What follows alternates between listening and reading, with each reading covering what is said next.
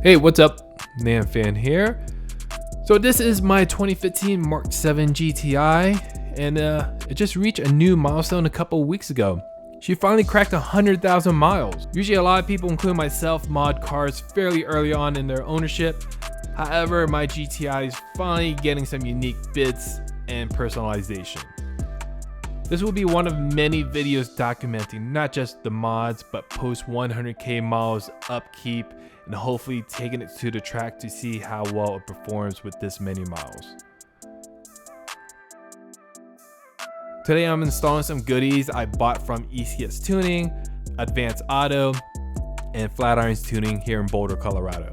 I'm attempting to do an oil change for the first time, so I'm pampering the car with some Multi oil I purchased from a local shop here, which is Flatirons Tuning. All of the other oil change bits I purchased from ECS Tuning, which consists of the OEM filter, new plastic drain plug, and a billet oil filter housing. With so many miles under the belt, I thought it'd be a good idea to swap out the OEM plastic oil filter housing. Just thinking that I've gone through so many heat cycles, I can only imagine that plastic's going to be eventually brittle. Plunger contraption thing on there that you need to pop off and swap over. It's pretty easy, as I just use my thumb to give it a slight little nudge and pressure, and you'll be rewarded with a nice clean pop. The replacement housing will have the identical teeth at the end on the inside, as you can see. I don't think it's too hard, just line it up, give it a little motivation, and it should stick.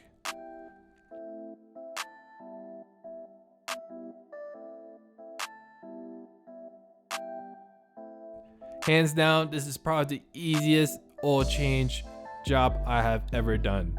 Also from ECS Tuning, I picked up a new silicone intake pipe to go along with the new K&N filter I picked up from Advanced Auto. Pretty easy and straightforward job.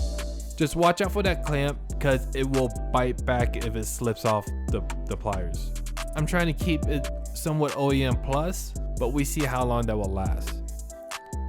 Unfortunately, I didn't record a whole lot of driving impressions, as I didn't hear a huge significant of increasing of turbo whooshing noises.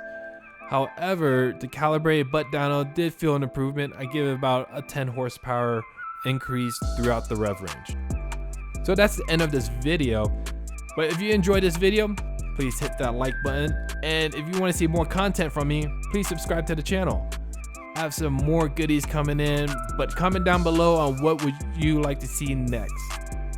Thanks for watching, and see you next time.